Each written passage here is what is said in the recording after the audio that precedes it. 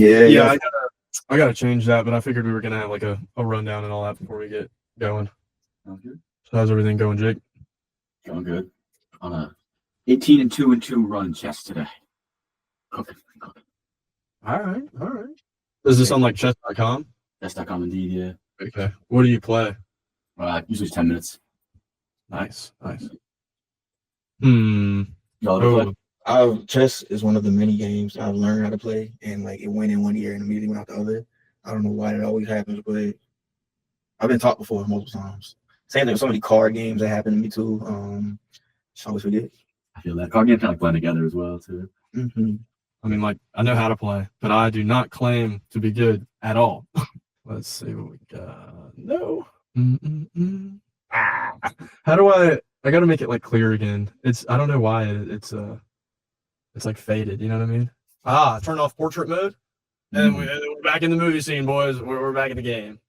All right. Mr. Phipps left lecture class. Or those are the steps outside. The red squares and the seats for a second. I don't know about y'all, but I watched this on the shittiest quality stream ever. That's like 8 pixels on the screen. Dang, I could have sent you a stream for it. That's my bad. That's something when it came up. Like, it was fine for the most part. Sometimes it got horrendous quality. Shoot, I bit the bullet and paid Jeff Bezos for the opportunity to watch the films. Hopefully, his honeymoon is going extra fine because he got $4 from Mott. I guess, Jake, are you good to talk after, like Dante was saying with the Regal stuff? Yeah.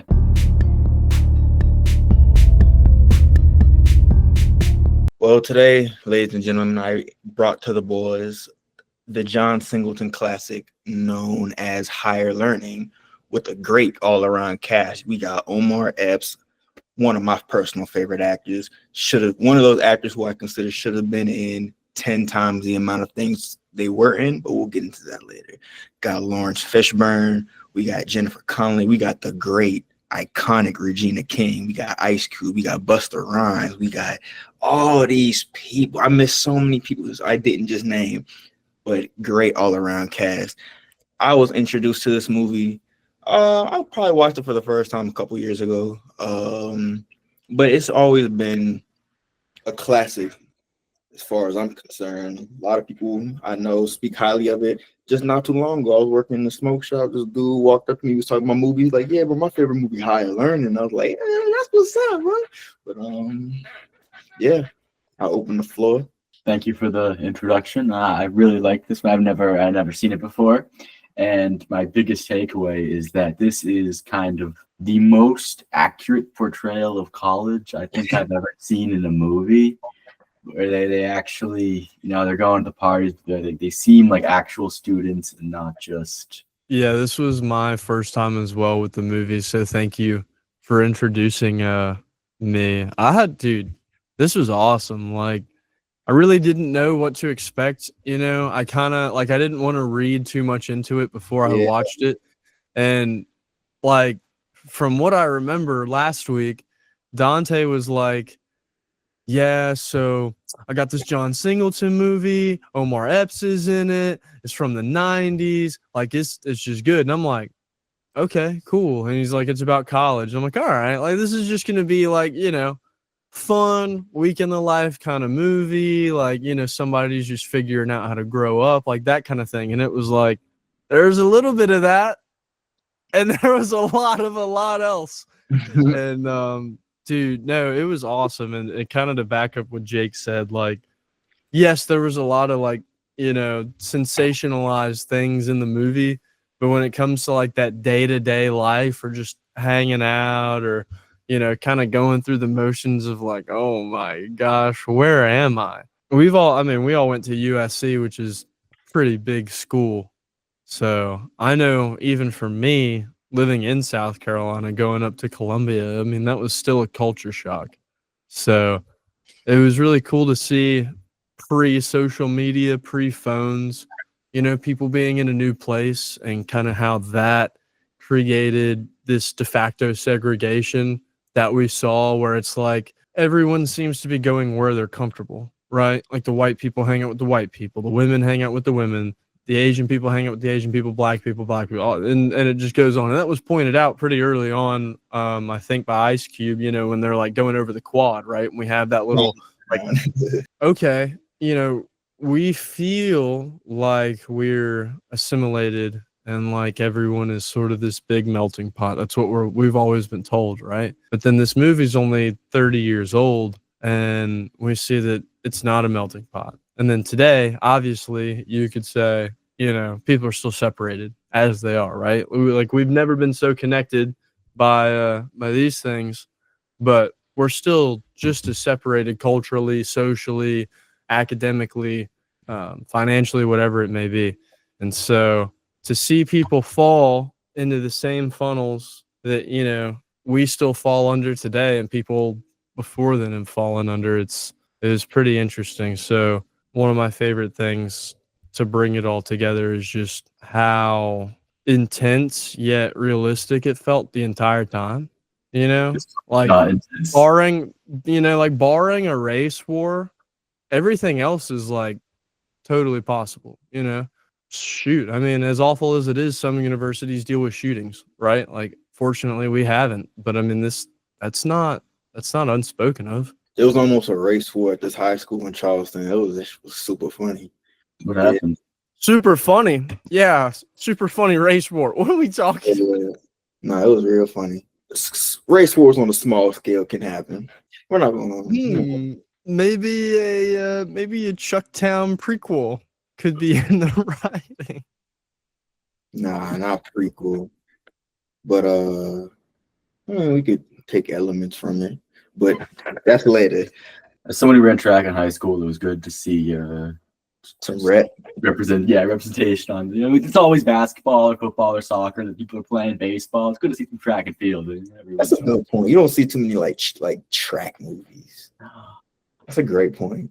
I know we've spoken a lot about these real world scenarios that people encounter in college, but I think one thing we sort of brushed over was the fact that a lot of college athletes go in as freshmen thinking they're the coolest thing in town. And then they get there and it's like, one, your teammates are better, but two, I mean, he got smoked, man. He got beat by a whole person on his 100 during the relay. You know what I mean? The guy was bigger, faster, and looked stronger. Phipps speaks that same metaphor, right? And he's like, but this is after that race. And he's like, okay, so what are you going to do, right? You're going to get beat by someone on paper, run harder. So I liked it. I thought, you know, it was good as far as bringing the character along, but I think it played more than just the what sport are we going to put this character in sort of a deal. I think track was a good like representation for that, just because a character like Fudge can say run, nigga, run. Like I love the Morris Chestnut cameo. He was the track athlete that lashed out on Malik, and then, you know, nice little callback because played the infamous Ricky character in Boys in the Hood in John Singleton's first movie. Ricky! And then immediately after seeing him with a white girl, because I mean, that's just athlete stuff. Like, that's hilarious. And then Malik using that to get him a black woman with where his headspace was in. I just thought that was that was a crazy shot. Yeah. He's like, look at this guy. Can you believe he's kissing a white girl? She's like, I don't really care. He's like, I don't want him. Oh, what's up? I seen you. And she's like, I've seen you too. So starting off with the movie, we're quickly introduced to who pretty much are our main protagonists throughout the film. Omar Epps' character Malik, Kristen, and then you got Michael Rappaport's character Remy. And pretty immediately we're showing like the juxtaposition between the character. We see Omar, like he hanging up all his posters, listening to that new Outkast, like just all kind of stuff. And then you see Kristen, and she got the music she's listening to, very, you know, like kind of, I guess, soft rock in 90s type thing. And then you got Remy just straight like just headbanging music, like. But then in the one thing I really liked about this movie is how Kristen and Malik are, or Kirsten, are pretty much the two main characters. They only interact, they only communicate once this whole movie, but they're always kind of in a similar space. And the first time we see it is the very, like, one of the very first shots of the movie is when they're in the elevator. And that's immediately where we can start to see some differences, where she kind of like clutches her purse a little bit, almost like, girl, I do not care about your purse. And that kind of starts both of their, I guess, little personal journeys into their freshman year. But yeah, what did y'all think about the beginning of the film? Thought it was pretty good. I really liked the opening shot on the American flag and how that compared to the final shot of the American flag, which was the same flag, just at a different angle, but tilted.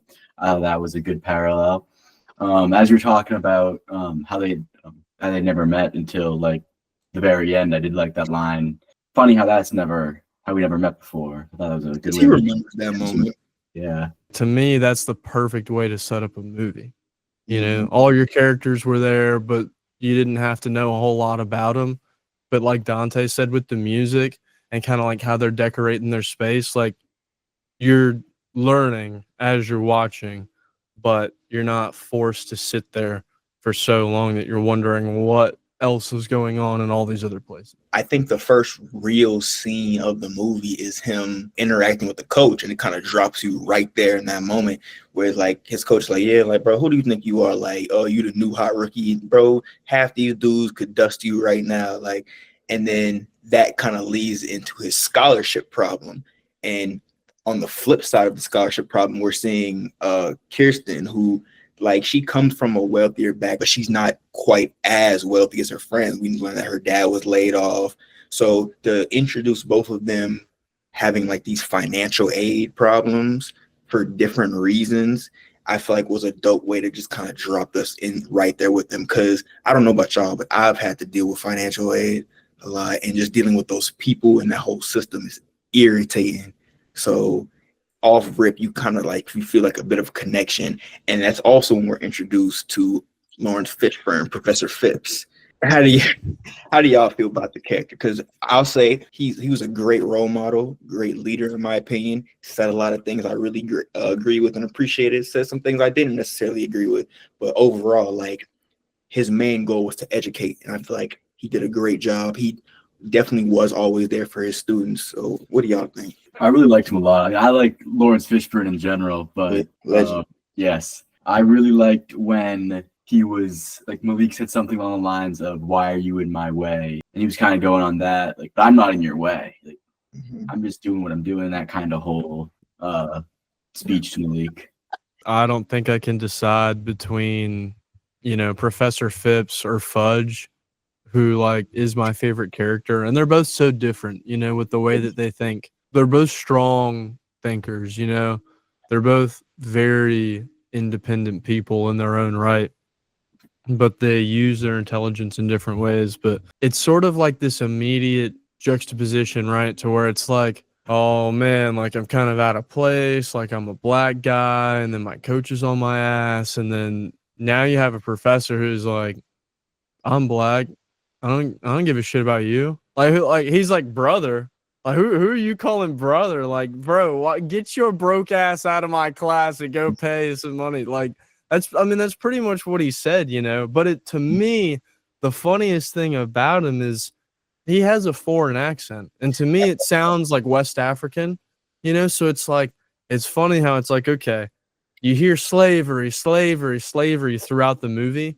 And then it's like, okay, well, here's a guy, you know, from Africa, from you would assume would, you know, be a less prosperous place than America. And that's why he's here. And that's why he's teaching and has been educated and all that good stuff. But he speaks about this country, you know, America. He's like, that's why this country is falling apart. That's why this country is this and this country is that. It's interesting to see an ounce, like a complete outsider. Like, although, yes, he is black, like he's not American. And he doesn't think like a lot of the other African Americans that are on campus. We're at a scene where Malik is starting to become more familiar with, like, you know, Ice Cube and Busta Rhymes and all of them. And this is the first time we start to get a good look into who Fudge is as a character. This is start to learn a little bit about his ideologies. And not only that, we're learning a lot more character interaction. So the middle middle of the film. I think talking about Ice Cube's character and kind of learning more about him is a good time to bring up how the first thing we are introduced to about him is that he is a super senior on his like 6th year. And at least when I hear someone's on their 5th or 6th year of a typical 4-year course, you tend to think that, oh, they don't try that hard, or they're lacking something like an intelligence aspect to it, or they don't really know what they're doing. And kind of just to see that, oh no, in fact, he's probably one of the smartest people in the movie, was a real kind of a twist on things. And Really just wanted to learn for the sake of, like, because to him, knowledge really is power.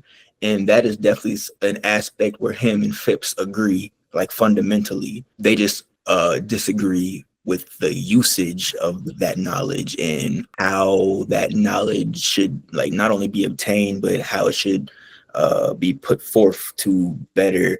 They have different ideas of what it means to better society. And I like the implication that they've talked before, and they've had some. He took a class like once or twice. Yeah. But even if I take a class, like, I guarantee some of my professors last year don't even remember my name anymore. Yeah. And with a large lecture hall like that, a couple of years down the line, I think they definitely. Until they impacted each other. There really is like a fundamental difference between being African in America and being Black American. Like, and the two groups, like, you can't not to lump all Africans together because it's a huge continent, but the two groups tend to not see eye to eye on a lot of things. We respect each other, like, as you can see, like, Malik, he's like, yeah, like, brother, like, but like at the end of the day, we are both Black, but there are like differences in the way a lot of us think. Oh yeah, I thought they did a good job at portraying, putting those ideologies at odds on screen. I think they did a good job of portraying that.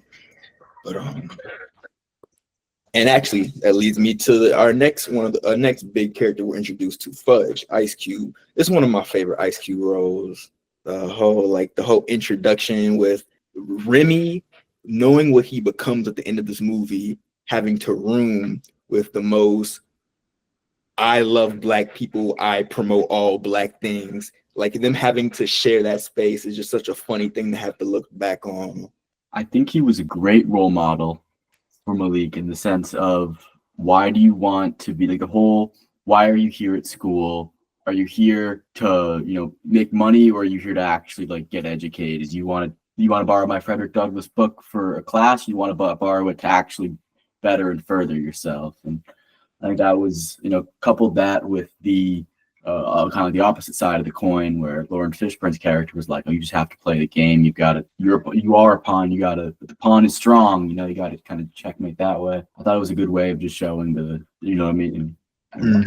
That's a great point. You talk about how the characters are written, and the differences between Lawrence Fishburne's character and Ice Cube's character. One thing I like about Malik being in the middle of both of them, Professor Phipps quotes Frederick Douglass, and Malik interrupts him and goes, "Oh, Douglass," and then he's like, "Oh, okay, like, you didn't just read that book for my class, right?" Because how many of us, all of us, I guarantee all three of us and everyone that's ever going to listen to this, has read something the night before or literally the minute before the test, and then you get it right and you get your 100 and you feel great, and then you forget it the next second, and procrastination will continue to work forever and ever, right?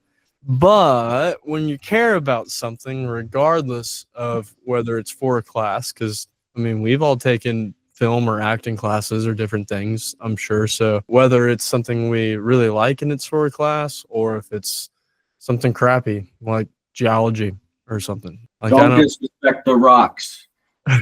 But it was like, he could sort of make both characters proud in the same moment, even though they weren't both there to witness it. It was like, okay, one, you took something from my class, you played the game, now you're smarter, congratulations.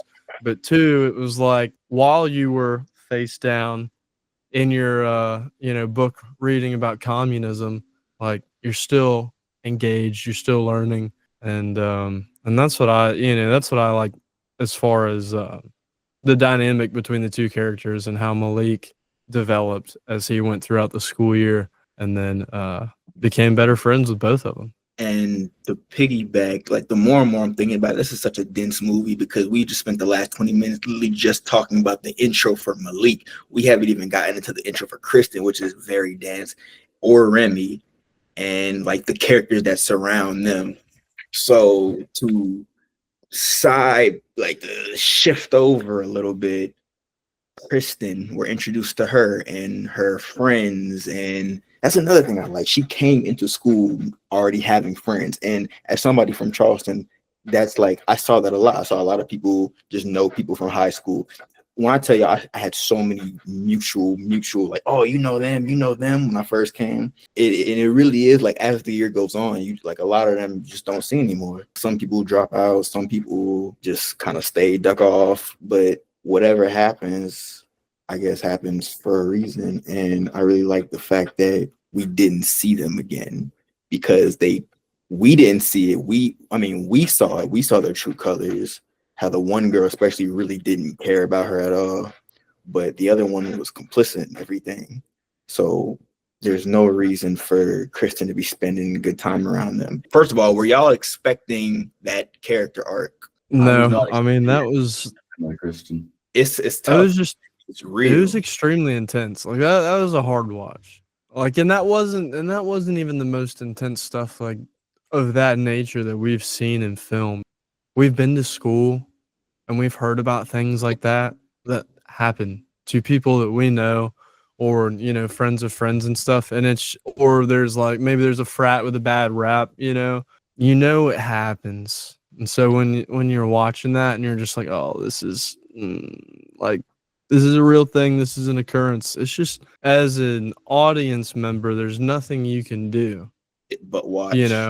And that kind of all right, look, this is a podcast of three guys, so I don't want to like say anything that's going to piss people off, but as an audience member, I feel like it puts you sort of in the place of the character where it's like you are forced to do nothing but watch or turn the movie off. So it's like if you want to continue, like you got to, be forced to watch this uncomfortable crap and just sort of deal with it, unfortunately. And then, I think that just adds depth to what the movie was because you're angry when you're watching it, but it's over like that, and then there's an immediate revenge, right? Where we get Fudge and the guys and they go back, but it wasn't because of the rape. You know what I mean? So it's like, although as an audience member, someone from the outside, beyond the fourth wall, the guy gets beat up. It's like, okay, great. We feel better. He got beat up.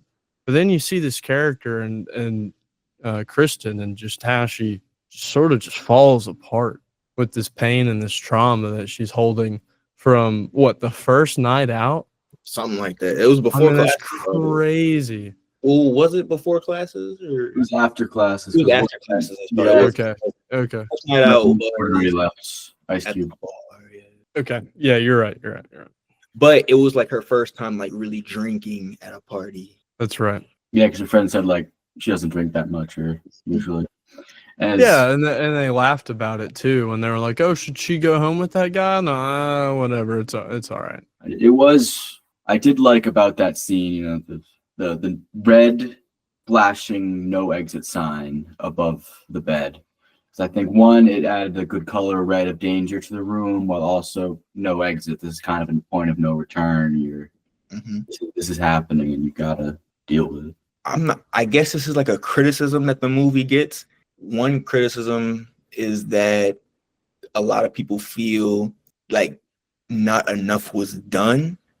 And that's definitely a valid criticism. But I also think it's kind of real because in some of those circumstances, there have been times where like something wasn't said because, like, is anything even going to happen? Oh, I don't want to come out like that. Like, and that's one thing that I'm gonna say I appreciated, but it's like it kind of sets in stone the reality of it, like because like so many victims are like scared to come out.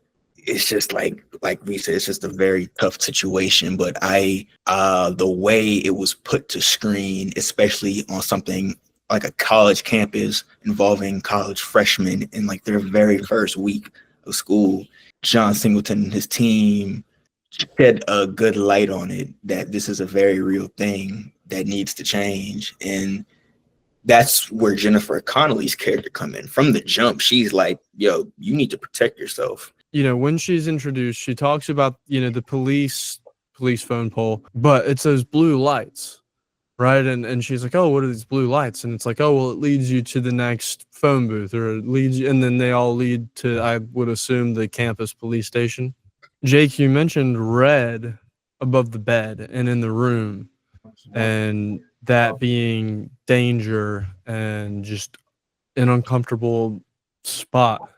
When she's running away and she gets out of the house, she's running down that same road with the blue lights. It's like an immediate flip, but it's funny because although you're out of the danger and there's safety right here, right? Like there's blue, she runs right past it because she doesn't feel safe, because she's not gonna get help. You can't undo what's just been done, right?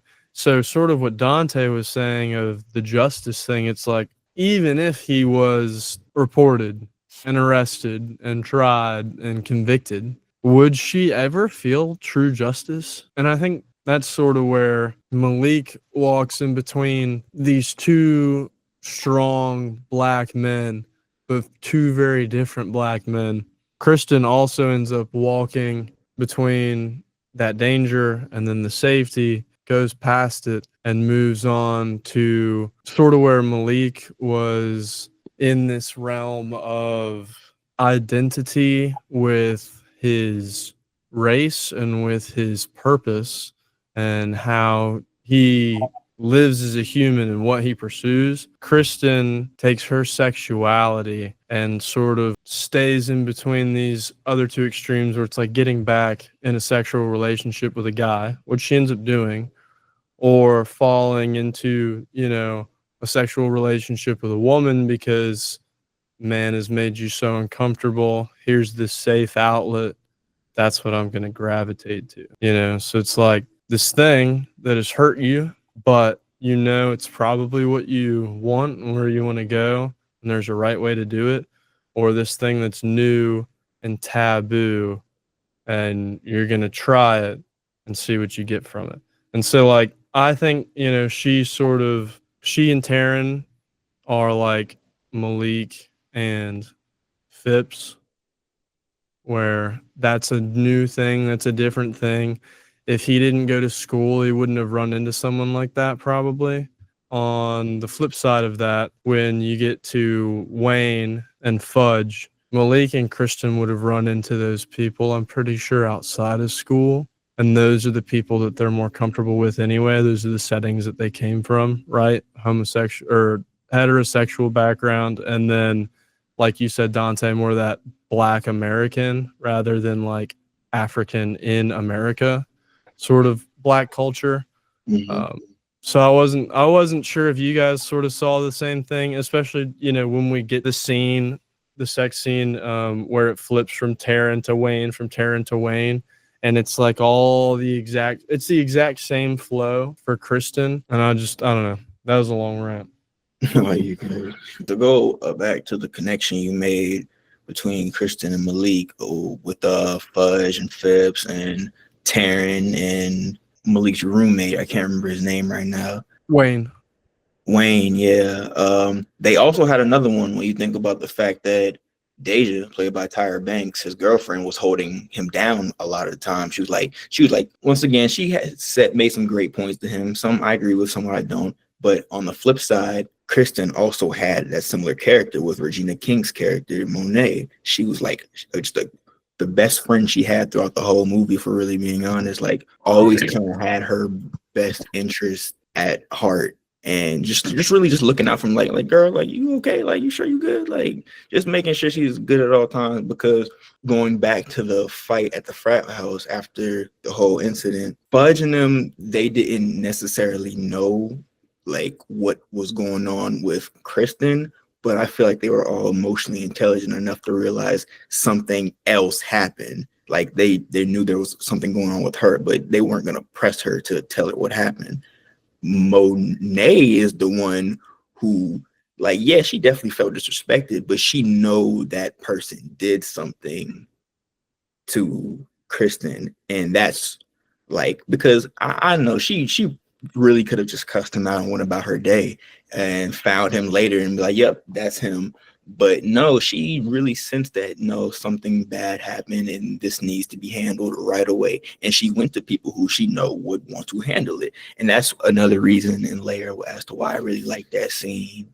It just added so much to all their characters. John Singleton is such a good director because look at the performances he got out of everybody. You got somebody like Tyra Banks who really isn't even an actress, but she did a like she didn't stand out like, her performance is bad. No, like, and to think She died very well, she died and I very, appreciate that. like, just one last like, oh, like she like very much I'm in pain. And then I don't want to you you brought that up and I was about to start talking about other performances. I'll get to that later at the end. But no, just all around, I feel like every single actor did what they were supposed to do. And beyond that, like Adam Goldberg didn't have a major player, didn't play a major part, but every single scene he was in, he was the best possible portrayal of that character he could have been. And like, I just have to pay my respects, rest in peace to one of the goats. But yeah, and I just had to get that off. And I'm sure y'all can agree, like y'all definitely can agree on some of the performances within the film. No, I completely agree. I think, performance wise, to me, Remy was the best. Like, he put it on. Yeah, first Okay. scene. Well, we already talked about it a little bit, but the first scene of, like, I guess the second act is when I think Malik and Fudge are like playing cards, and that's when like the first kind of like when Fudge says to him, "Run, nigga, run." You could tell that really got under his skin, and I wholeheartedly understand like that dive into, because when you look at it, the more you can look into like American history from Malik's perspective, like not really knowing as much as you might think, and then actually looking into it and realize like, wow, all that happened and nothing really came from it.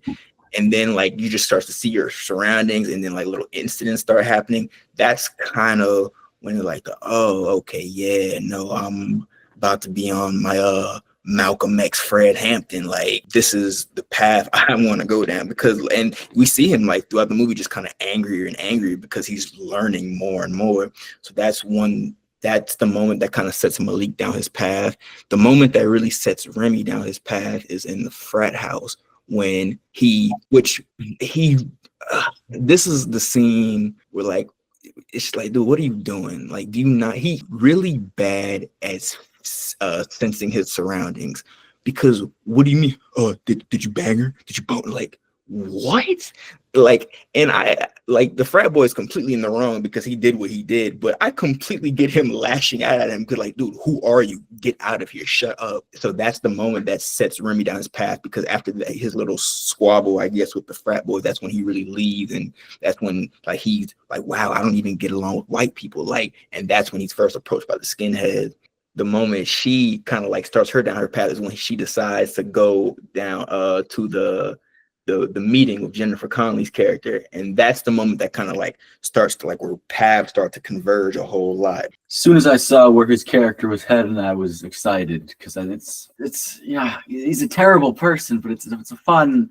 He's a great brain pig. Yeah, and kind of as Alex was talking about how both Malik and Kristen had these two mentors because they were kind of in between throughout the movie, or two people. There were Remy, on the other hand, only had one kind of group of people that he was following after, and that completely engulfed him. And I think that shows kind of the dangers of when you only listen to one side. Mm-hmm.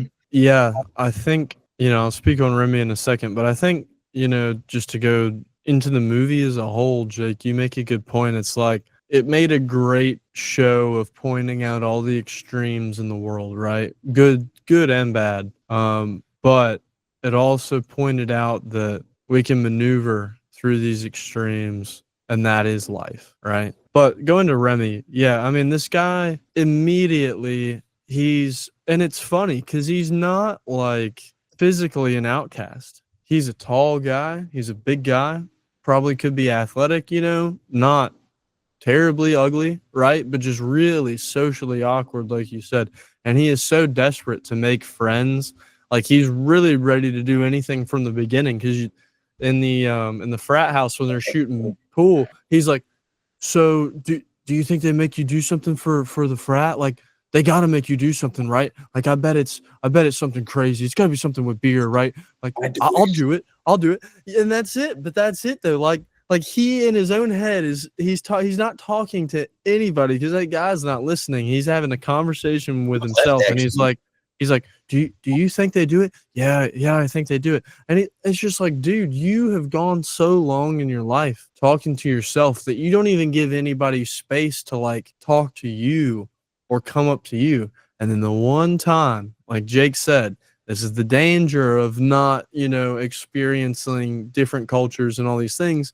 The danger of that only that one person coming up to you and you latching on is that's it. That's your nest. That's where you're comfortable. And unfortunately, he found his comfort in a group of skinheads. Thing to note, to point out, and it's kind of scary. Not how the neo-Nazi is the extreme here, but you get we've been talking about this entire episode, especially with phones and how divided all of us kind of are nowadays. If you're an introverted person, like I at least was, coming from a whole different state, I was able to meet some people quick and became good friends with them during orientation, and kind of they've stuck through me the entire my college career. And then I was fortunate enough to have a hobby such as filmmaking, to where I got to meet a lot of other people, do activities that we all enjoyed, and really built a community out of it. You kind of come in and you don't really know how to make friends, and there is no campus group chat.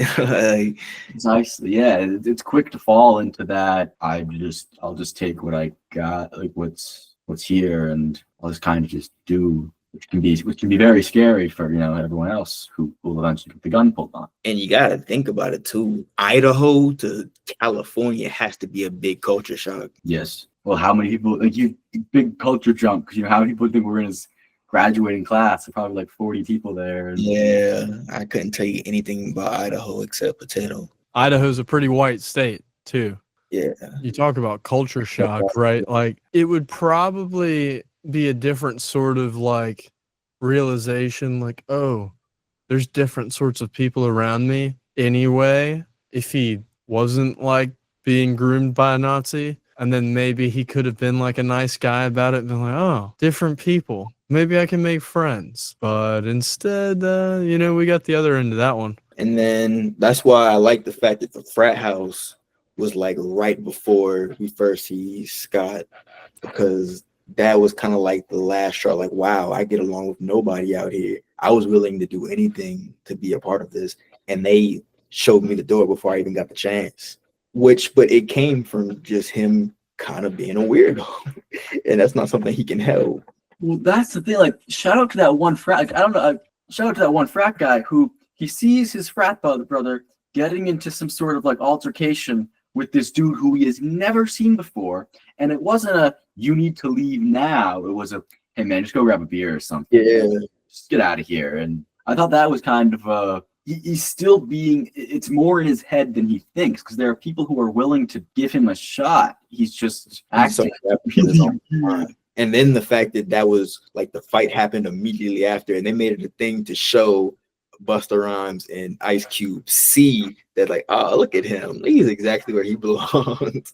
But then like he thought that like they're laughing at him to make fun of him, but it was just like a funny thing to them. So the fact that he was reminded of that thing that he initially didn't like at the beginning of his college career, and then he has that little scuffle with the frat boy who also, he didn't crash out on him because he was him. He had legitimate concerns because he did something he probably wasn't supposed to do, and he knows that. But it's just the fact that Remy, I guess, was sort of a victim of the situation. Not victim, he wasn't a victim, but in the moment, victim of the situation. What's the name of the skinhead leader? Do we know? Yes, it's Scott. Right. It's Scott. The other ones had like the weird. Sorry, was he played by Cole Hauser?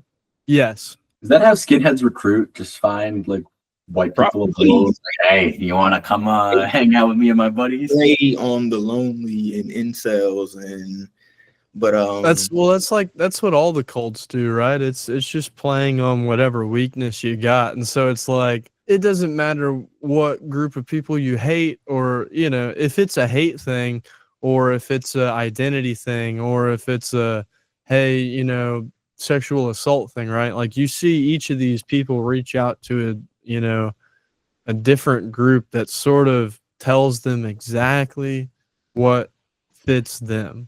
Like the world is the way it is because it's messed with you specifically as a white man, as a black man, as a woman. And so it's like you can take these things to heart that they're telling you, like, oh, you're a slave. Oh, you're just some object, to men, or oh, your country and your livelihood's being taken over by minorities. Like you could listen to all of that stuff and you can fall into all of this nonsense where, eventually he goes so far to prove himself. But how many of these people do we know now? And it's only worse because of the phones, because of a lack of human interaction. And then you see what that does to people. Do you think Nazis actually put Nazi flags all over their house, or do you think that's just just for the movie? That's an interesting question. There's definitely some out there. There's definitely people with stuff all over their house, but probably not all of them. And actually, to go to the Nazis for a second, I'm not gonna say I liked Scott, but he was a dope character. Like just from the like his calm, cool, collected nature from his friends who were just wild, like I'm ready to go, I hate everybody, like white power, like showing the difference between him. He was a very cool, calm, collected, calculated, like no, Remy, why did you drop out of school? Like we need people like you, you're a smart person. Like, and like but he was also like a no nonsense kind of guy, because he was the one who kind of planted the scene. Like he's like, all right, tough guy, go shoot since you're such a soldier. Remy is the pawn that Malik is worried he was. Taryn and Scott are spawn campers. So you're hold on. And I'll explain. So first we'll go to Scott. Scott is a white guy who's leading a small group of extremists, right? We'll call it a cult. What do cult leaders do? They look for lonely people. Well, let's assume most neo-Nazis are white males, right? Pretty fair assumption. Well, where would you find, your lonely white male when we don't have mobile phones or anything like that at the time? He's going to be sulking outside like white men do, right? Because he's a little too courteous to play his music and his rock and roll too loud, So he's sitting outside and he's just kicking rocks. And then Scott comes along. He's like, "Hey, pal, why don't you come get a beer with me and my friends, man? Just a nice friendly beer, Us white guys got to stick together." Wait, what'd you say? No, us white guys. I was like, like immediately he was like, "We're white in America, man. We gotta have fun." He was like, "Wait, what do you mean?" He's like, "We're white in America. Come on." And he's like, "Yeah, I guess we are. Okay." And then like to bounce off that, the first time we see his face in that moment is right after Michael Rappaport's like, "Hold on, like I'm with that, bro. I'm not a queer. Like I'm not with that." And then we see Scotty like, "Hold on, I'm not that." And like this one, yeah, he's like, why are you asking? Why are you asking? Hey, I ain't no. What do you mean? I guess by that? What do you mean by that word? But he clocks it too. This guy has some hate in his heart. Yeah. Oh, but then in the same vein, Taryn is a junior, and as we know, all of our main characters are freshmen. So Taryn's been around the block.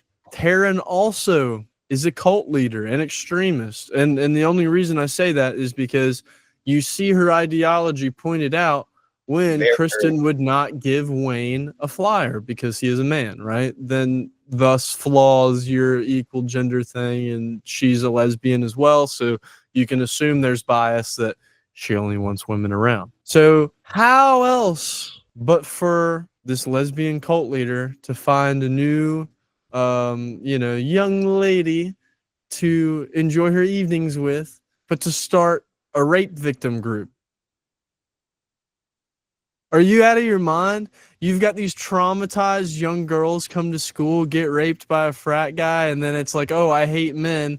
But here's this girl who's so nice to me, and she talks about sex with me all the time already, and I'm so comfortable with talking about my rape. So I guess I'll just have sex with her because she's cute. It's like, this girl knows what she's doing. That's she insane. She did like warn her to like, yo, like, don't do this if you don't want to. I know, but she knew what she was doing. That's my point. Scott and Taryn know exactly what the fuck they're doing. That's my point. They're the same character. Not to say people are Nazis and like compare that way, but I'm saying the way they approached vulnerable people. Yeah. All right.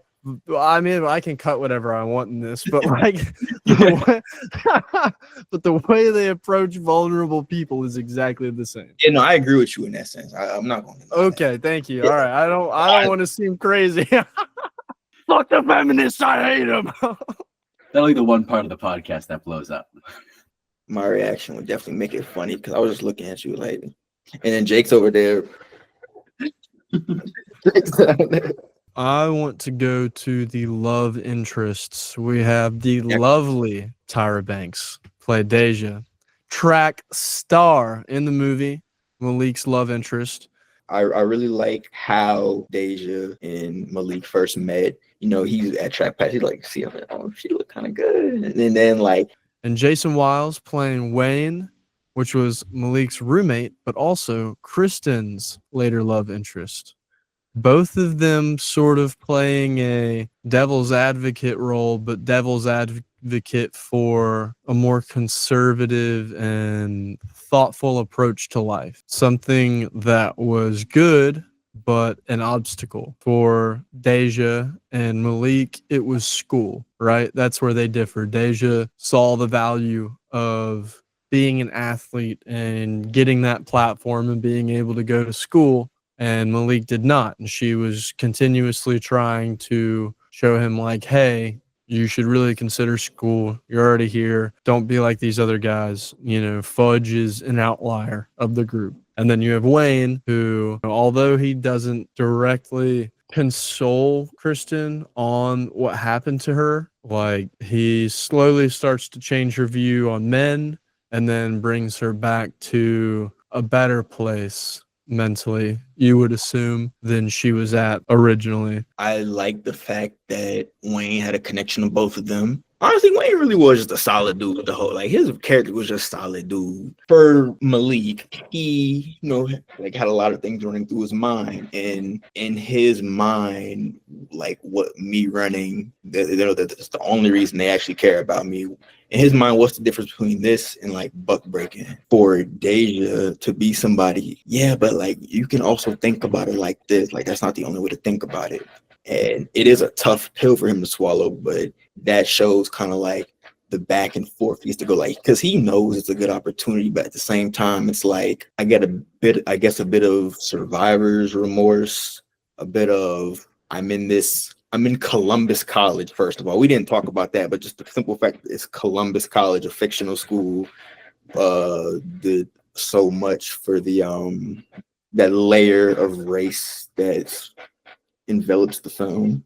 But yeah, I really like how the two both kind of not keep Malik weighted, because I don't think that's the right word for it, but show him a different perspective, to shine light on things that he had a problem with and show them in a positive light. Like there's more than one way to think about that. So that's why I liked about Malik's side of the relationships. For Kristen, I think it's a similar thing, because it wasn't just Scott, it was also Taryn who played a role in like her moving forward with life. Because we never Kristen never actually like chooses, because one of the very last time we see her, she looks at both Wayne coming into the crowd and she sees Taryn, and she sees Taryn last.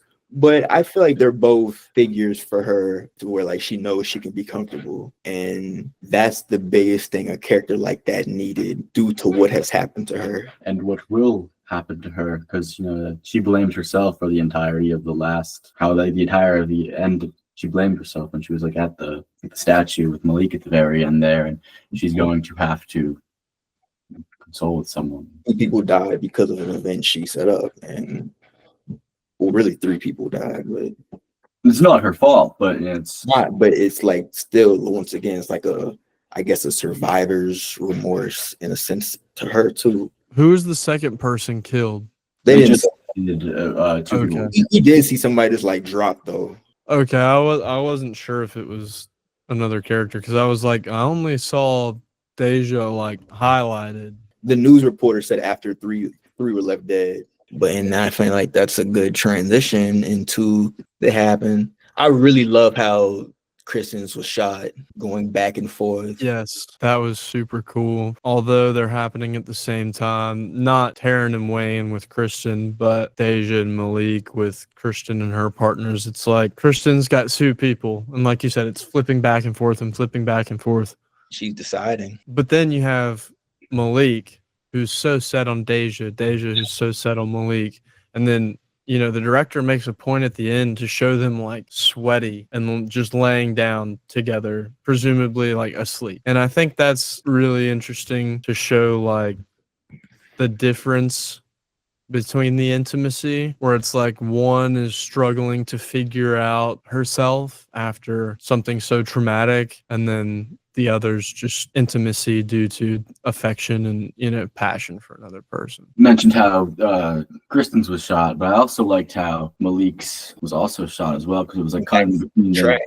Yeah, between them stretching and all that, and just their moves on. I think it fit both of them pretty well for that. As you were saying, they're a bit more certain in their intimacy. Yeah, that's a great point. Yeah, the script said kiss him on the cheek, not lick his nipple, Deja. Thank you.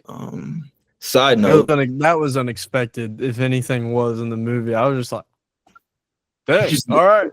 Do you, as a do you say? Does the director say That's something what I was to you, thinking. or do they like lick his nipple? Real quick. Lick his nipple. Tyra she wasn't obviously like originally casted to be that character. I'm not gonna say it was a last second thing, but it kind of seemed like a last second thing when you kind of realize that at the time her and John Singleton were dating, and he said that was his worst day of filming ever. Bro, she was putting in work on her dude's set. They said it took a lot to get her comfortable though. Oh, that's terrible. That's such a weird scenario.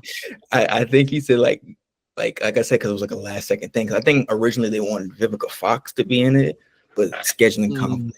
Here's a question to my 2 directors. What would you do / what would you feel if your girl, especially your girl in one of your movies, has to do a sex scene? That ain't just some girl you hooked up with. Like that's your girl, bro. But she's an actress. She's an actress. It depends how comfortable she is. If she's completely fine doing it, then I've got a smile. I'm thinking the whole situation's hilarious. A little more so hilarious if she is slightly uncomfortable, but still. They said she was pretty uncomfortable. In that situation, we can change something around here. We'll bring in a body double. No, but apparently he did like a good job. Everybody kept everything cool. They said the funniest position in that whole circumstance is Omar. You're the one doing it. When you said, and then we just gotta be cool after.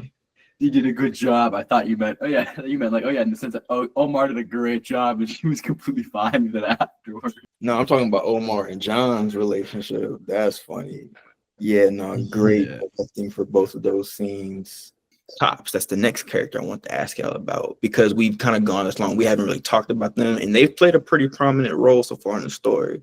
So just their interactions that we've seen so far. I've only dealt with the police one time when I was at school. I had a party at my place. They came by. They were like, "Is this your place?" I was like, "Yeah." They were like, "Okay, be quiet." I was like, all right. And we like kept doing our thing and we didn't have a problem. So it was kind of weird, to see that the same scenario that happened to me happened to like only the white guys in the movie.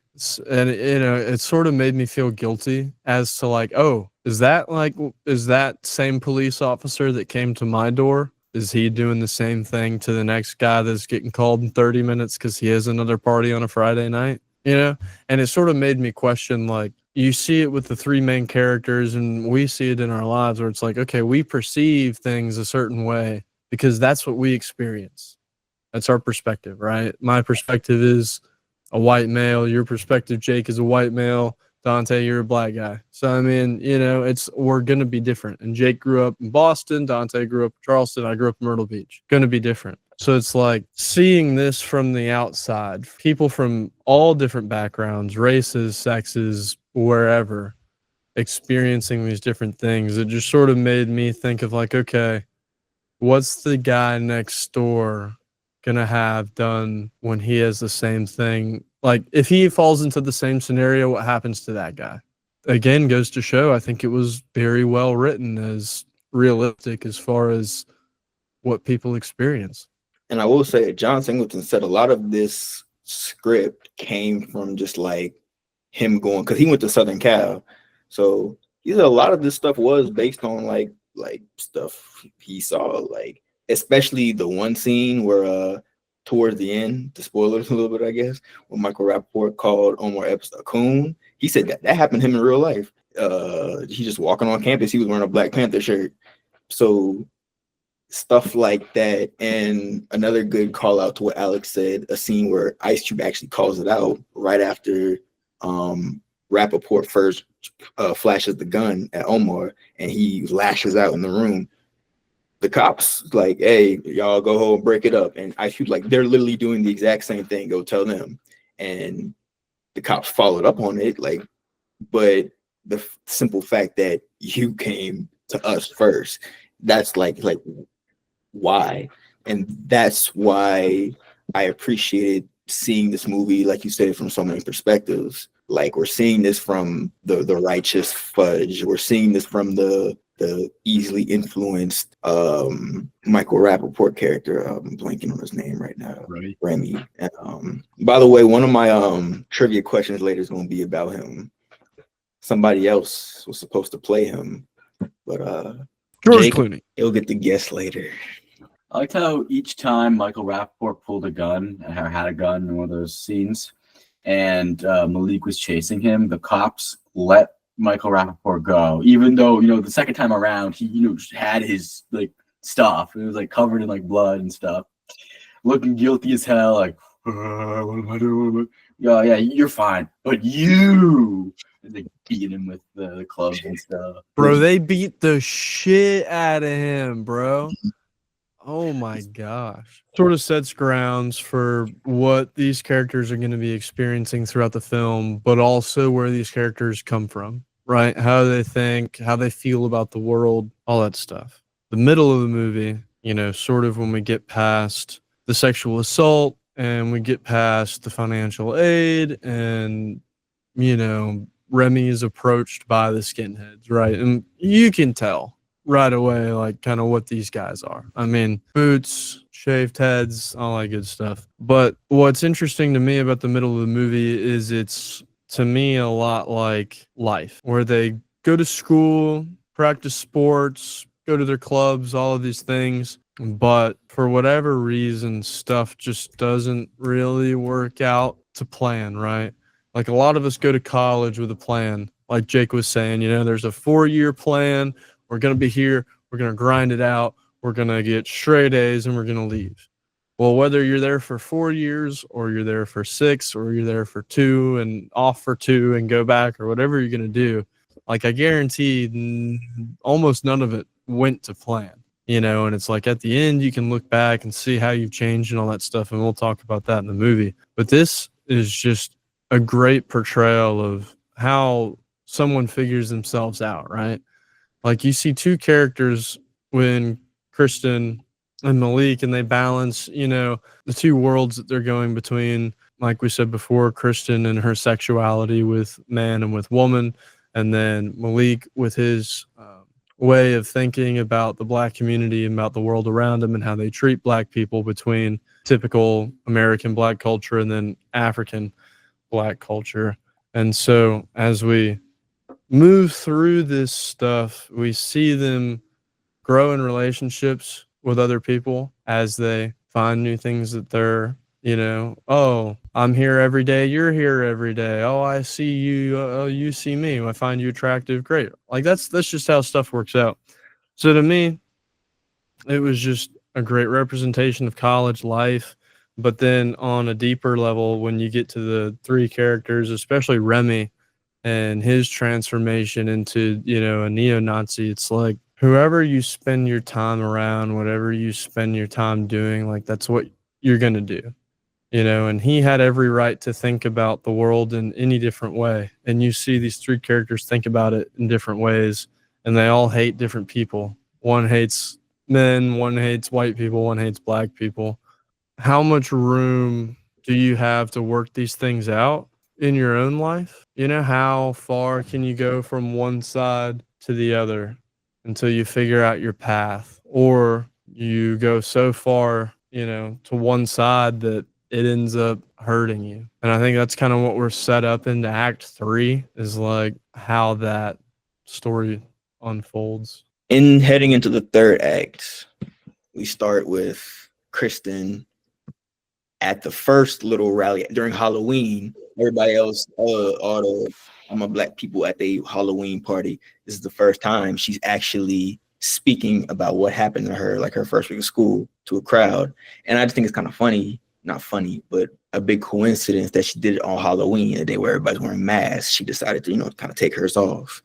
I didn't think of that. Man, everybody below her is dressed out in costume. She's the only one wearing her regular clothes, and this is the moment she decided to give some clue, because obviously she didn't say a name, but let people know what's happened to her. Quick sidebar: what was the time frame? Because I know at the very end they graduated, but was there a big difference between the last scene? Because Halloween was still really getting later in the film, but it was like Halloween was here an hour and 5 minutes in. Okay, so we're like halfway, like around the halfway mark. The shooting happened, and then probably a whole semester occurred between. Yeah, it was some time back. Like all his wounds healed. So we had Remy call Malik a coon, right, in the quad, and then Malik wanted to fight him. Deja holds him back. Remy gets back to his room, but obviously, he's these characters. Yeah, they know where they are. So going back to what you said about like him first, like finally snapping, was when he first started, like after Cole Hauser's character Scott had like mentioned all like yeah, like they're taking over your country, and like he's noticing. He's like Indian guy, Mexican girl, Mexican guy. He's like, wait a minute. That's such a funny scene to me, and like the way he the crew shot it with the split diopter, I want to say, was really dope. But I think it was perfect storytelling without a word when he just takes off his hat. Just like you already saw that he got a haircut because he had longer hair beforehand. You can tell it's missing, but he's like, no, this is who I am now. I am a skinhead. You brought it out of me. Malik goes up, tries to talk to him, but Remy immediately like bitches out and like tries to shut the door. He's like, nah, I don't want to talk to you. And then Malik pretty much forces it on him. Remy again backs down, but then it's like that's when you see him change to me. I'm angry. I'm angry at Black people. I'm angry at Jews. I'm angry at all these whatever. And it's like, no, you're not. His identity, which he has been searching so hard for the entire movie, and which he thought he had found up until this point, and now it is questioned, right? Because he couldn't stand up to the Black guy. And then he has a softer, or he throws the room, which is all. I mean, that scene was pretty fun, and I wonder how many takes that took, because that would take a while to set up the engineering stuff, like all those models and all that. But then we get his room already ready. Yeah, so we get his roommate come in, and his roommate's Jewish, and that was mentioned.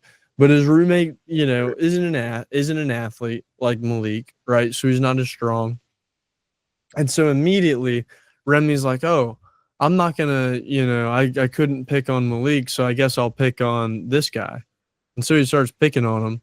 And then Malik comes back, boom, full Nelson. And then he freezes. He just freezes, He sits there. And again, his identity comes into question. He thought he had surpassed it. He's like, oh, I stood up to the Jew and I said all these things, but he couldn't pull the trigger yet. And then that led to the fight. First of all, imagine your roommate literally just crashed out and destroyed all your stuff in your room. How would you react? How would you feel?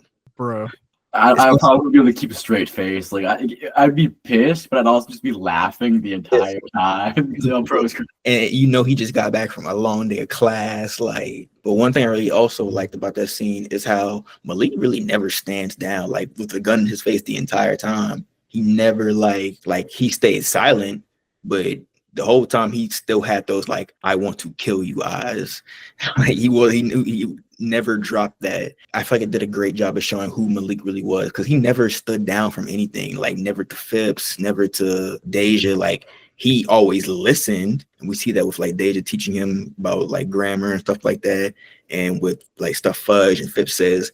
He always listened, but he never stood down, and I feel like that made him such an interesting character to me. Yeah, I mean, you could tell he was raised to be a man's man, right? Like, men don't cry, stand up for yourself, chin up, shoulders back. You were right in mentioning that, he doesn't back down to the gun. He stands his ground, both to Remy without a gun, Remy with a gun. But I liked that sequence with the character the most, because he goes from stern, there's a gun in my face, I'm going to be strong, I'm going to be strong, I'm going to be strong, to, okay, Remy ran, he's out of the room, to, holy shit, did I just have a gun in my face? Did I just have a gun? And you see him like this, right?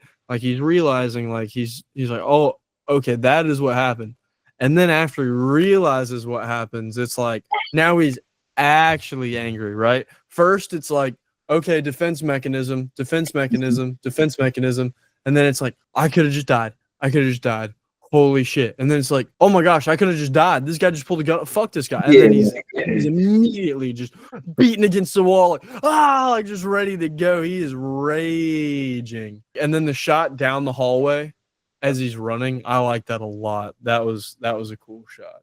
I want to film someone crashing that, or be filmed crashing that. It's just that he was after everything in that room, smashing every single bookshelf wall.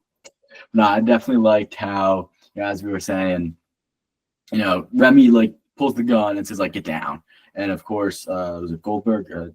Goldberg, yeah. Goldberg, yeah. He immediately sits down. But Malik just kind of stands there, and there's kind of I'm not gonna I know that if I lunge at him, that puts pressure on him to shoot me.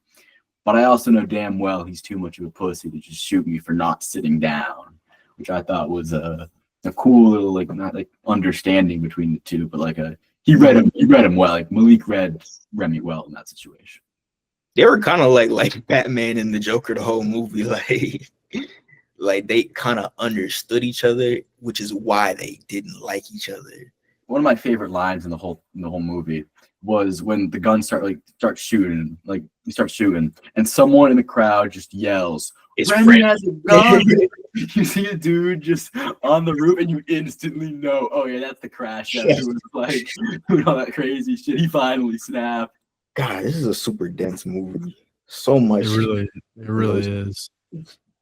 Oh, one thing I want to mention. Okay, so going back to the shooting, I guess, since this is sort of toward the end of the movie, when Remy and Malik are in the stairwell, and Remy, I'm not sure, I think he's yelling at him, and I'm not, because Malik is holding his leg, and Remy's yelling slurs or something at him, but there's the painting of George Washington right behind Remy. And in the same vein that we mentioned in episode 1 of how there's an interesting image with the two characters in Menace, O-Dog and Kane, when they sit under the Last Supper, right? They're both wearing Jesus pieces, and yet they don't believe in Christ. Yet here is a depiction of Christ, right? And then you have George Washington, who did own slaves, but also wrote the Declaration of Independence, did all these great things, but is a white Christian male. And I believe Remy, when he's saying this, he's like, "I'm a white Christian. I'm better than you." Like he's like, all this stuff, and it's just interesting because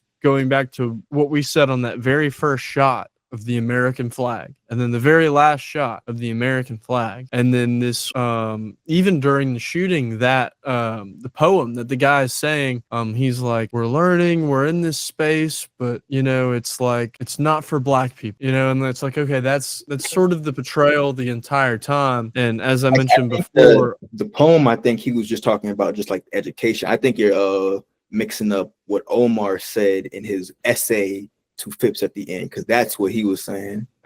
But the poem was just about like higher education, we are higher learning, we are getting higher. I think he was just saying a bunch of that. Okay, But no, everything else you're right. I just want to point that out. But yeah, no, I thought that was pretty interesting. And then another parallel, Phipps being an African in America and continuing to seek the lifestyle that he can get in America, and pretty much saying this country, our country, he enjoys it here. Then you have the Black Americans who dislike America because of how they're treated and how the Black community is perceived. And then they have the flag that the outline of the continent of Africa. And I think it's interesting how the African enjoys his time in America and sees all the positives, that America has to offer to anyone, not just a black man. And then the black people that grew up here see all the negatives and the things that they can, change. And so they want to go back to where they feel they belong. About the George Washington point, I definitely liked who's on the other side? Was it John Quincy Adams? Was it John Adams? Because there was one on the other side too. And it was probably John Adams. But yeah, just the inclusion of those portraits. American slavery was American slavery. So the fact that this incident, which was caused by the things that happened back then, is happening right in front of these portraits, really does still show that what's been a core aspect of America since its inception is still continuing. And I feel like that was a good, mindful decision. And also, it's just good set decoration. And it was like college, things like that, or in colleges, especially at a place like Columbus University. And once again, going back to the school being called Columbus University, I know Fudge had a lot of things to say about Columbus, like, he was a murderer, he's a rapist, he slaughtered. He was an idiot, which he was. Didn't even know where he was, but that's a funny thing in my opinion. But yeah, it's just that whole fight scene where Malik hurt his leg, and once again Remy bitching out of an opportunity. Because if you look at it, there was a point where Malik was holding his leg and like he was completely open for a moment. Remy could have easily just put his boot in his chest and kicked him down the stairs, but he gets up and he has to, I'm better than you. I'm better than you. Like he has to reassure that first. And I don't know, really dope scene that led to a dope conclusion. Remy never believes he's better.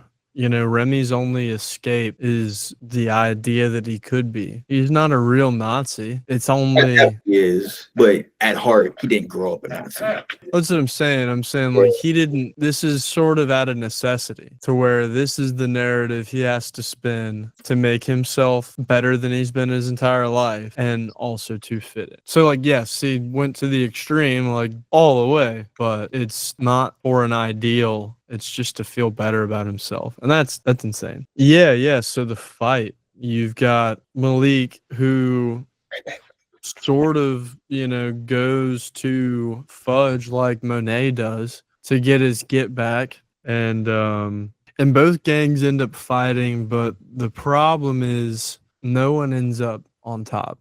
Everyone ends up more pissed off, right? Like the fight produces nothing but more hate toward the other people. And I think it's really interesting how a funny parallel to me is we're in America, right? We're on the west coast of America, so culturally different than the East Coast. And the black group of guys has a flag in their living room with like a yellow outline of the continent of Africa. And the skinheads have Nazi, paraphernalia around their apartment. German nationalists and African freedom, but you live in America. And so that just goes to show like how far away, this sort of thinking is from like the grounding reality that is a Phipps, that is a Wayne. And when you take these two extremes and you bring them together, it only produces more extreme thoughts, right? Like because of the fight, people died from a shooting. If it was kind of left to dissipate, it may have dissipated. There may have not been a shooting. It may have not been, Remy trying to shoot at Malik and ending up hitting Deja. And both of the groups are hurt, like at the end physically. Right. And they're trying to make a couple of them are trying to make each other feel better. Like, oh yeah, like we gave it to him. We gave it to him. It's like, no, you didn't. Like, look at your face. Look at your knuckles. Like, you guys are fucked up, and what did you get? Now you're just pissed off and fucked up. Yeah, both Scott and Fudge sort of made points like that. Both of them brought up the physical kind of damage that they took, but they also sort of pointed out some like mental things, I guess. Fudge was like, sure, we beat them up just now, but white people still own the school, white people still own the state, white people still, and then on the flip side, Scott was like, yeah, but minorities still exist. And I don't know, I thought that was a nice little parallel. But showed just how not ridiculous. Scott's was definitely more ridiculous because to not see just hating on people to hate. But Fudge was making the points of like, like black people still haven't caught up. And until that happens, we haven't won anything. And between that and Deja being pissed off, that leads to the final version of Malik we see. That was definitely the moment that he started to realize, okay, I know that final scene where we see like Malik running, that moment happens because of this moment. Obviously because of the shooting too, but that's, in my opinion, what that led to. Phipps talks about the pawn's ability to reach the other end of the board and thus be turned into a queen. Although he doesn't directly mention that, he says, a pawn can become a very powerful piece, or, it can move a square or two and immediately be taken, right? So a pawn can be used to take space or can eventually move through the board, through the path of life and reach glory. And Remy, unfortunately, on the side of Scott being the king, moved him just to rile some people up. Because you see him at the end, that slight little smirk when all the other guys are like, fuck yeah, white supremacy, we're gonna have a race war, and he's just like sitting there like, I think it's that slight smirk. Like I think that it's funny, he wants to be the one in control. He just needed that one person to be extreme so he could say like, oh yeah, my group did was this. Never against it. He was the one that gave the final order, like when they were jumping that gay couple. Yeah, Charles was chasing. He was like, shoot, Remy, shoot. You're right. He definitely wanted that to happen because he could have very easily like, no, you're not doing that. It's stupid. And Remy was second guessing himself the entire time, all the way up, and like you said, it was egged on. Like, I don't know if you can do it. I don't know if you can do it. To then, do it. It's now or never. And then that was Remy's one opportunity, right? It's like, oh, I can do something to fit in. I can do something to fit in. I don't think you can. And then he wasn't going to, and then he saw, basically his life flash before his eyes where it's like, oh, my friends are going to be gone. I guess I got to go shoot somebody. And I love the fact that, like you said, during that moment where he decided to shoot, like that's also when the plane was flying by. So he thought he had some cover. And that's another thing. That was a great addition to that scene. Yeah, because they barely hear it at first. Like, oh, was that just a car or something before they fire? Yeah. Okay, so I feel like we're at a good spot to talk about Deja getting clipped. 360 no scope. I was a big fan of when she was dying and that last splurt of blood went like 3 inches out of her mouth. That was a good use of practical effects there. I liked how it wasn't just, I think the first person we saw fall down was a white man, and I thought that was good in the sense that Remy was just up there shooting. He was lost. He was just fucking shooting. He just airing the place out. There were he doesn't have any, he just wants to fit in. He doesn't have any ideals on anything. It was kind of sad, but Yeah, one thing that I thought was interesting was earlier in the movie, Remy said that, oh, I've been shooting since I was 9. And it's like, okay, how many times did he shoot? 5 or 6? Killed 2 people, you know? And then when he tried to shoot Malik like 3 or 4 times, he was off. And then when he finally hit something, it was 4 feet behind him. It's like, do we know anything about this guy? Like, truly, you know? Like he said, you know, oh, my dad's a survivalist and I lived in Idaho. Yeah, what did he mean by that? My dad was a survivalist. when you got those like bunker in the The back, gas masks and they buy the containers. we got to stock up on 5 years worth of beans and reverse osmosis. And you never seen that stuff, dude? They're funny, man. I mean, better be prepared. And like, if the world ends, I'd rather be the guy with 5 years worth of beans than everyone else. To do a lot with beans. That's true. And then were y'all expecting Deja to die? No. No, I was actually expecting Malik to die. I thought Remy was gonna kill himself. Seems typical, but I did think Malik was gone for sure. There's something about a runner like dying that seems like it happens more often than not when like they tried to run, but at the end they couldn't outrun their own death. Or it seems like whenever someone dies, it's always one of the runners. Maybe I'm just tripping. That's a good point. Yeah. I'll have to pull more examples. But.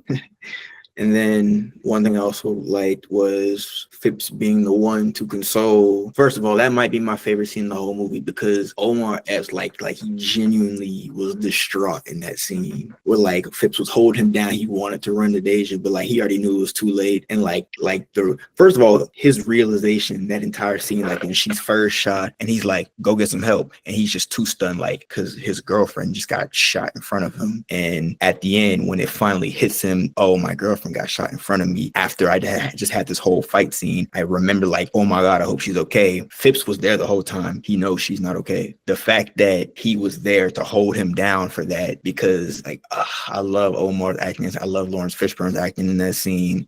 Damn near brought a tear to my eye first time I seen it. But yeah. I'll mention one thing about Deja's death and Malik's reaction. It's the same pattern that we got when Remy pulled the gun on him. Mm-hmm. It was like stoic, in the zone. You know, when Remy pulls the gun, he's stone faced. When Deja's shot, he goes to pick her up and pulls her behind the statue, right? So, I mean, he at least gets there. But then it's like, okay, I did what I had to do to survive. Now it's, oh shit, that happened. Oh shit, that happened. And then half a second later, it's, oh shit, that happened. I'm gonna go get that guy. But going to Lawrence Fishburne, like it's the only guy that's embraced him the entire movie, right? Everything else is a dap. And then the only other time it's like a hug is with a woman, right? With Deja, and that's intimate. That's not something that has to do with a friendship or some sort of mentorship. You question how often he's used to, you know, a strong male figure and all that stuff anyway. And so when you see that, it's like how much of his reaction and his breaking down, yes, he's upset about Deja, but was also his reaction to this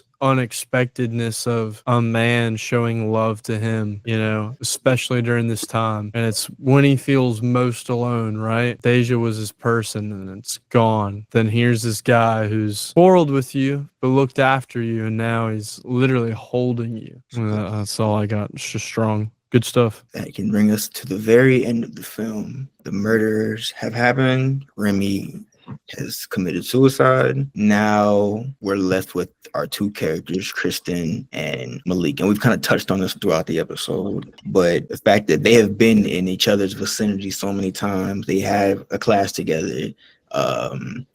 Monet is always hanging around them, and that's her roommate. Malik's roommate was literally one of like a love interest to her. They've been together numerous times, but this is the first time they've ever come together and like, hi, I'm Kristen, hi, I'm Malik. And I feel like that's such a powerful thing when we realize that like we started the movie with these two and the interaction wasn't great. And it was enough to like just, shrug his shoulder off. But that one interaction kind of foreshadowed a lot of things throughout this movie. So the fact that they're finally here to speak to one another and it's after such a tragic event, I want to know y'all's thoughts on that. I thought it was pretty powerful, especially because, they made way to note that this is the first time these characters have properly interacted all movie. We watched a movie, we know it was their first time, but for them to like rule it down, just make sure we know this, especially because when you think that maybe if they said something to each other on that elevator ride, perhaps the entire events of the movie would have unfolded differently. Because who knows if that whole fight at the frat party had never happened, that whole debacle and the rape never happened, would Michael Rappaport, would Remy even have left the party and encountered the neo-Nazis at the end there? I think there's kind of just a saying that it's when you meet someone new, just the simple talking to them, getting to know their name, it does a lot more than one would actually think. And even to build off Remy a little bit more, if someone had just gone up and tried to have had an actual conversation with him, because why not, maybe he wouldn't have turned to the skinheads. I think it's some sort of life lesson in there to where it's like what all had to happen or was necessary to happen for you to be where you are or for you to meet X person, right? Because although they were in the same class and passing by each other, I'm sure in dorm hallways, right? Which is even more granular, even at a big school. Would they ever have talked to each other without all this tragedy? 4 years go by and never say anything. But I mean, how many people have we experienced, like that? I mean, we went to a school with 40,000 people. Like in that first year, sorry to cut you off, but that first year especially, you're seeing a lot of the same faces. And then as time goes on, you might not see as many at some points. No, you're totally right. Your freshman year, you see more common faces than you ever will the rest of your college career because you have your dorm on campus and all of your classes are core classes, which are typically, bigger lecture halls and all of these things. And you're being introduced to people through orientation and this stuff. And then when you move off campus and you get, more focused into your majors, you tend to lose friends and not gain friends. And it's like these two people at the end of all of this tragedy, very different people. I like to believe, just because of the way they acted it out, that they both connected with each other. And I'm not sure there's anything romantic there, but I think there's at least like, I'll see you around sort of a deal. They understand each other. And that's cool. And I think that's sort of the point of the movie is you can be a white girl from a middle class background or a black guy from, what we presume is not a middle class background because he's straight financial aid and scholarship. So wherever you are, good things, bad things, they can bring you together if you let them, right? Because that was a terrible thing, arguably the worst thing in the movie, people dying, and it brought two people together. But the rape and the fights and the bigotry did nothing, right? People chose to separate themselves. But when you choose a commonality instead, differences are subsided. And top off the end of the film, shout out Fudd for graduating. I love that scene when they're like smile and she completely killed his move. But yeah, and then Phipps, he's just sad it's over, man. He's sad it's over. Yeah, he was definitely enjoying himself. Phipps and Malik have that final moment where we see that he's kind of on his path, that the path that he believes is right now. He's a brand new person. He's just going through his freshman year of college, and that changes everybody. And yeah, like that moment where he's just running at the end, I feel like that's him just running full steam to what he wants to do next in life, him moving forward after this whole fiasco of a movie. Final thoughts? Definitely I don't want to say hard watch because uncomfortable is I think is a much better word for it. Definitely an uncomfortable watch. I liked it a lot. Going to be one of the ones that I'll definitely show my kids. They might be a little bit older when they watch it. It's like great acting performances all around. I would definitely good movie. I will say it's definitely like, because I got the chance to rewatch it. It's definitely something like where you know what's gonna happen. I'm not gonna say it becomes more enjoyable, but like you find a lot more of the humor in things because it's not as shocking. So it's definitely one that's like a great rewatch, to be honest. And like you get to notice a lot more things. So I definitely sometime down the line encourage y'all to give it a rewatch because I do think it's more enjoyable the second time around. But Alex.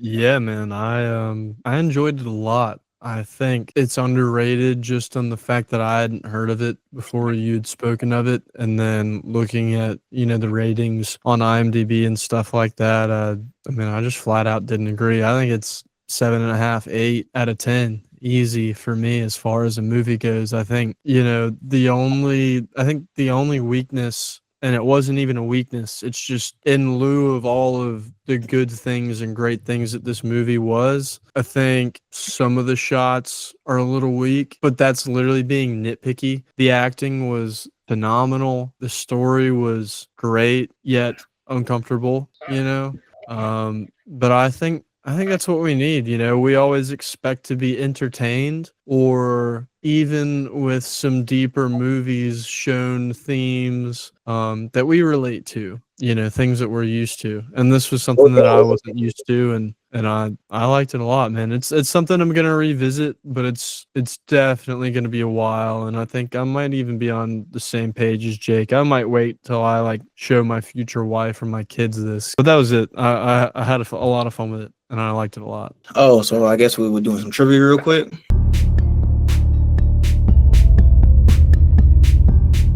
Yeah.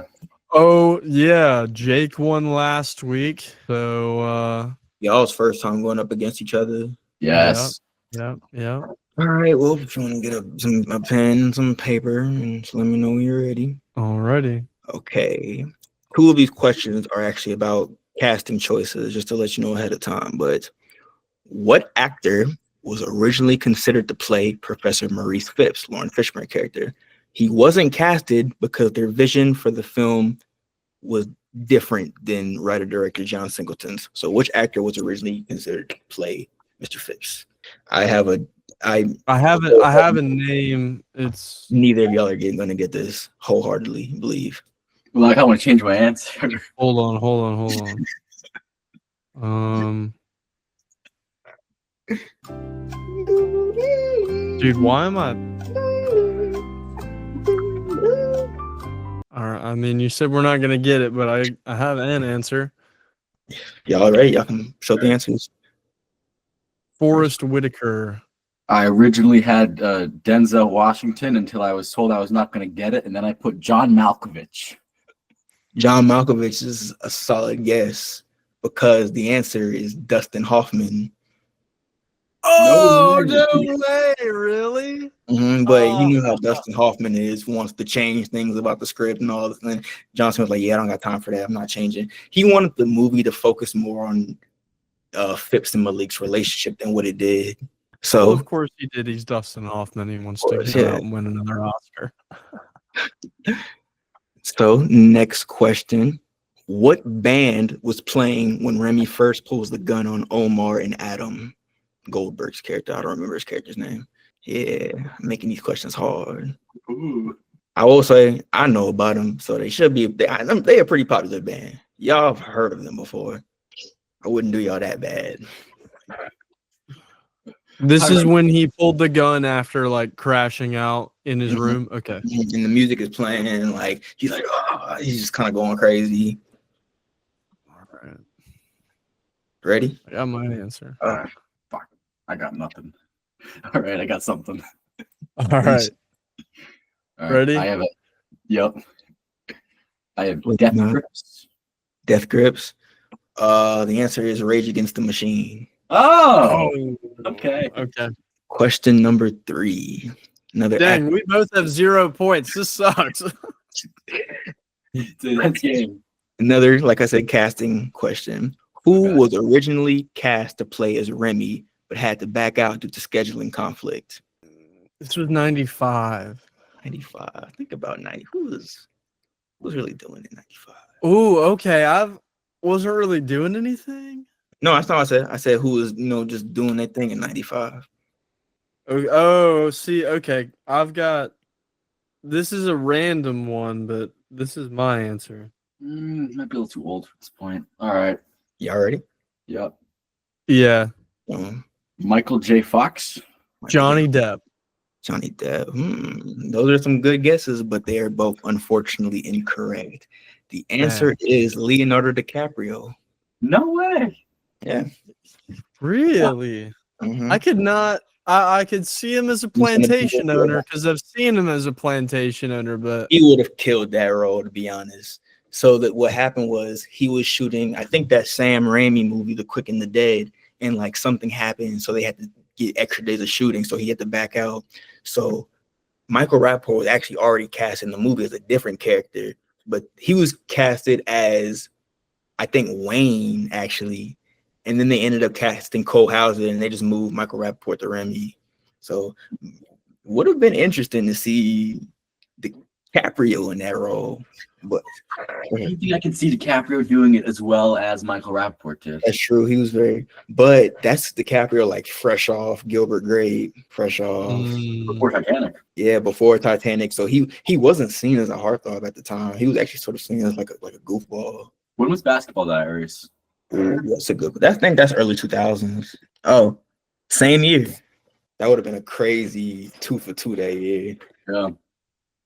So brings us to the next question. There's 5 questions. All right, I'll save the last one. That one's kind of hard, but Omar Epps reprises the character of Malik in what 1996 comedy classic? Yes, I said classic, but I mean classic to me and who I know. Reprises his character of Malik. This is gonna go back to something I've only heard once out of your mouth, but it was during a podcast that we had, and so that's why this is the only answer I could possibly come up with. I'm gonna kick myself on it because it's reprising his role. There's got to be some sort of play on like. I just hope I got the title right. I'm worried about the title. If it's close enough, I'll give it to you. All right, I think you'll get the idea. You want a hint? No. No hints. Yeah, I want to. No, I'll give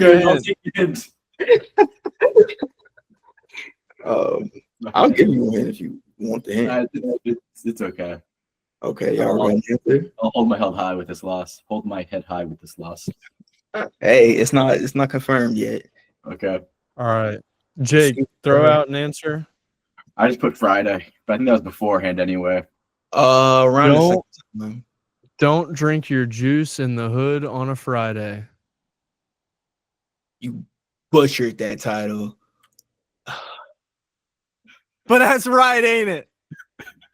It's the right idea. It's don't be a menace while drinking your juice in the hood.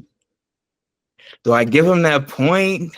Yeah, you do, because that's the same fucking movie. That's bullshit. That's bullshit. That's the movie right there. What did you say again? Don't drink your juice in the hood on a Friday.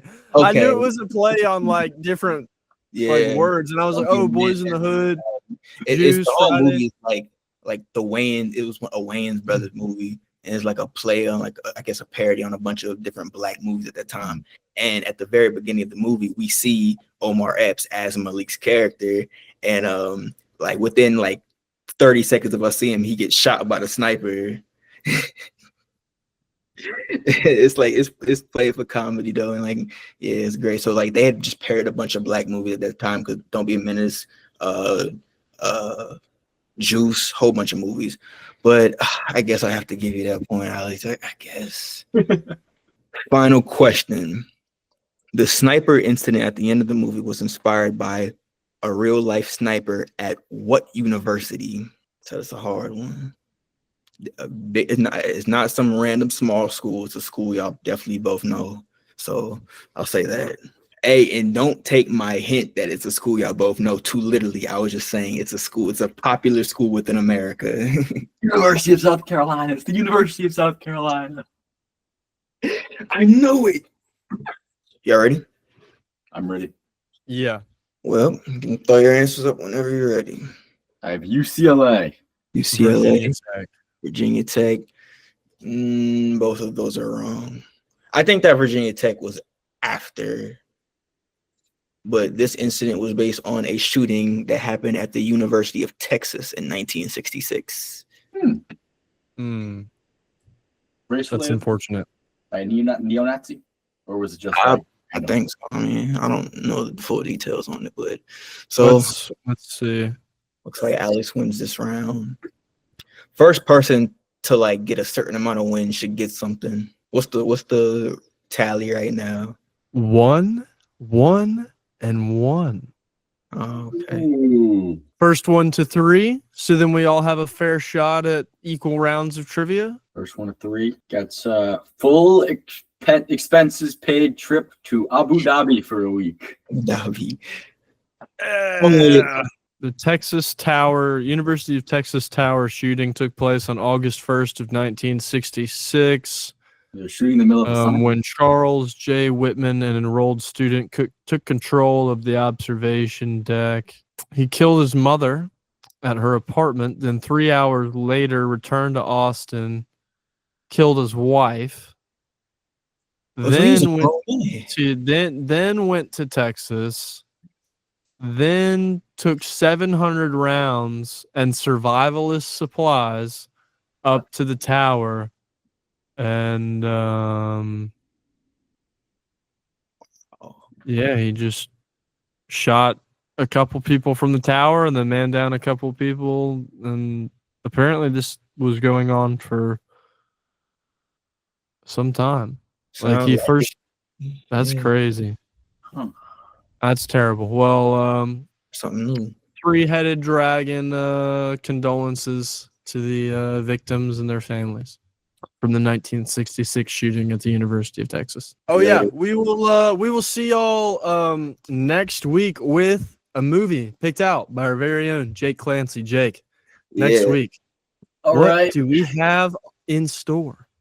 So we've had 4 weeks of coming of age stories, kind of with deeper meanings, a little bit existentialist. You got a lot to think about. I'm gonna take us a little bit of a break here, and we're heading to the wild west. We're gonna see a little good, a little bad, and a little ugly. Okay. For sure. How about that? Way to throw it back. Clint Eastwood coming to you guys next week. That's a long movie too. There's gonna be quite a bit to tackle. Is it? How long is it? It's like 3 hours. Ooh, let's You see. never seen it? Fuck you, Jake. I'll be changing my movie. No, it's only 2 Stand hours and by me. 58 minutes. It's only 2 hours and 58 minutes. All right. Can't wait to talk about that one. Cool. Well, I'm looking forward to that. Yeah, me too. I've got that one in 4K, so I'll get to hop back on the TV. No more paying Jeff Bezos more than the $18 a month he already gets for Amazon Prime. But 18? It's 18 now? well, no, because I have Prime and then I have Prime Video, so whatever that is. But I gotta go pee, and then let's talk about Regal. Okay. All Let me fill my water. Yeah, I'm gonna run downstairs too.